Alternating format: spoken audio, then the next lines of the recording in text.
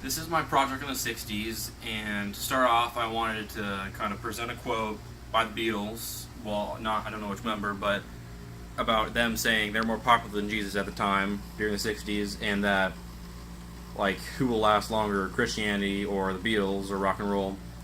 And I just kind of thought that it did exemplify the thoughts and actions and kind of what people were acting like during the 60s.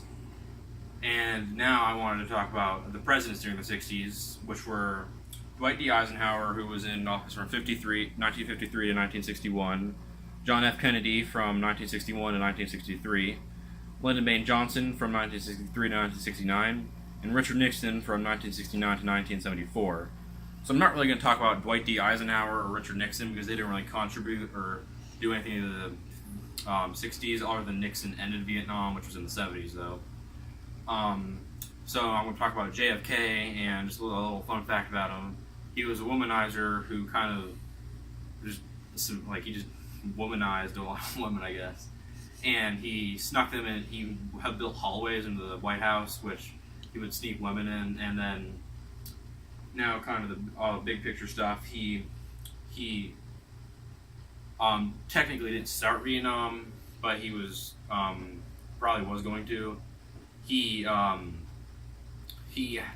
tried to take down the Cuban government, which was becoming or was communist at the time, with the Bay of Pigs, which failed, which was just a couple Cuban revolutionaries, which did not work at all. And he passed the bill, or the Equality Act, which made equal pay for women and men, which, yeah. And he also put in, like, tax reforms, which kind of saved the U.S. from some money thing that I forgot. And he was assassinated in 1963. So that's where we go on to Lyndon Baines Johnson, who took over after him since he was the vice president. He signed the Civil Rights Act of 1964, which made no problem with voting for, well, no racism in voting for like African Americans or anyone with color or their nationality. And he also signed the Economic Prosperity Act, which kind of started the war on poverty.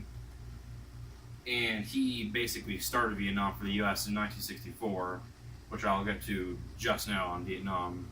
So Vietnam started in 1955 technically, but that was before the U.S. ever started or joined.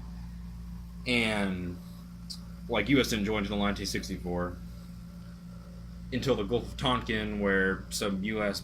ships got bombed, supposedly, which we don't really know if it's true or not. But basically, Lyndon Baines Johnson basically had the U.S. enter into that. But most of the reason was for communism was spreading, and he wanted to halt that. And people really didn't like Vietnam towards the end, but at the start they did because it was America and it was war, and Americans liked that. But once cameras got sent over and started filming everything that was going on, like all the carnage and unnecessary bloodshed, people really started to like it. And like jungle warfare was a lot of the problem, where there would be like old men would have guns and like they would just think anyone was bad, including children and women and lots of other people. And another reason people didn't like it was that it was like they didn't know why, like other than communism, which was a good enough reason for the American public at that time.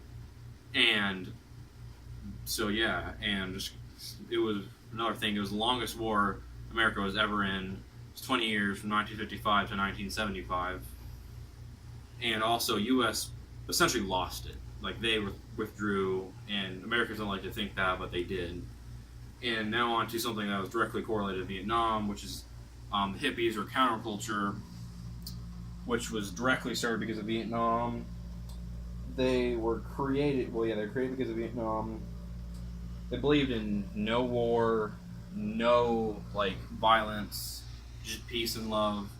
They also really loved the nature, and they were really eco-friendly, and they also kind of believed in sex before marriage.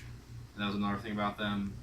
And now on to the last thing I'm going to talk about, which is the civil rights movement.